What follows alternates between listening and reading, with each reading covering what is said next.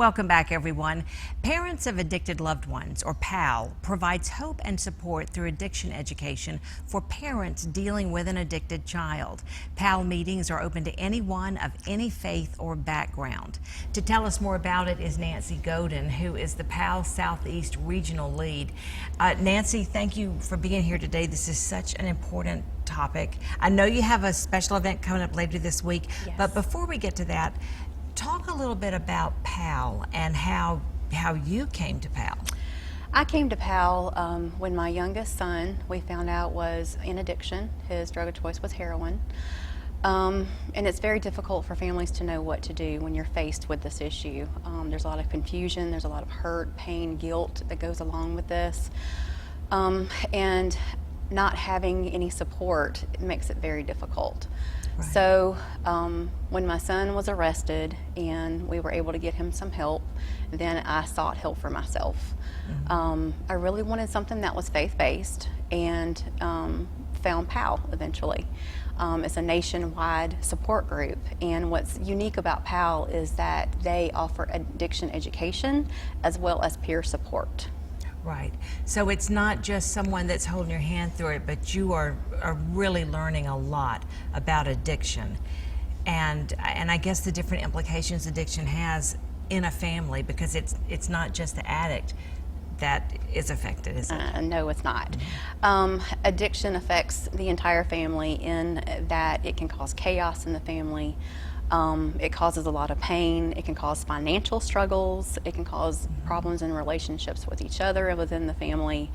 And so these are some things that we do touch on. One of the main things we do touch on is how we react to our adult children.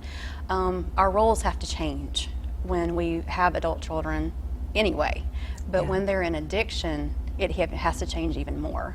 So we're coming out of a role of being a coach and being in the game and teaching them everything and every little play that they need to make, to being on the sidelines and being their encourager and their cheerleader when they're doing things right and encouraging them to do things right. We have to treat them like an adult. That's the only way that they're going to learn to act like an adult and to make those decisions, and they have to learn how to face the consequences of their actions. You know, I was waiting for that word, consequences, because I think so many times in today's society, people forget there are consequences. Yes. And maybe consequences aren't, there isn't a consequence for bad choices. So that is something that we are, as parents, we have to make sure that our kids know there are consequences. There are. And getting into therapy is when your son learns what the consequences are. Exactly. They learn life skills when they're in recovery. And that is very important, because they need to know how to live as an adult from day-to-day life. And part of being an adult is learning those consequences of your actions. And when you say life skills, I would think that for someone with an addictive personality, you have to learn different coping skills. Yes. Because of the things that are going to trigger the need. Absolutely. They need to learn how to handle stresses that come along in life, Yeah. because that's normal for any of us. Right. We face stress every day. And learning how to cope with those stresses is vitally important in their recovery.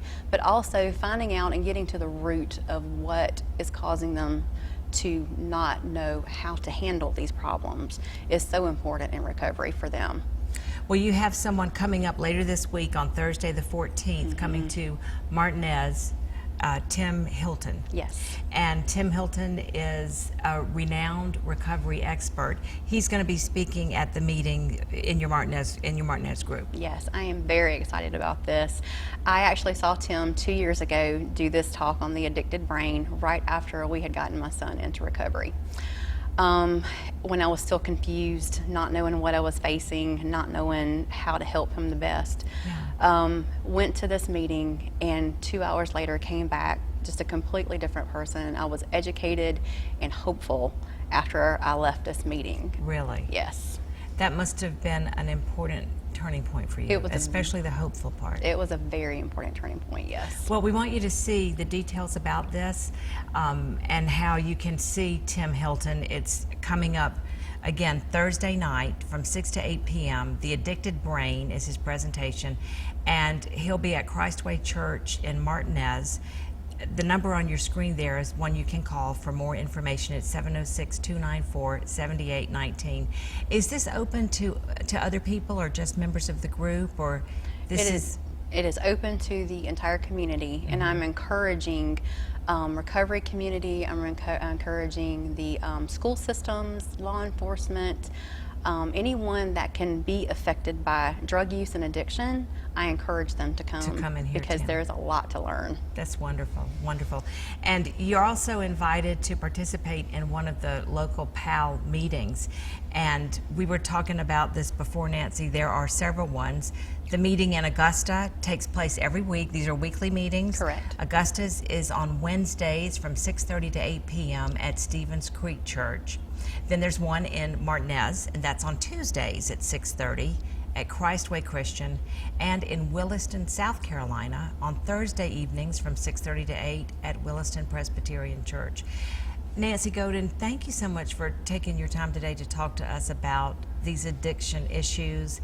And I think the number on the screen is a contact number for you as the lead of the Southeast Regional Lead.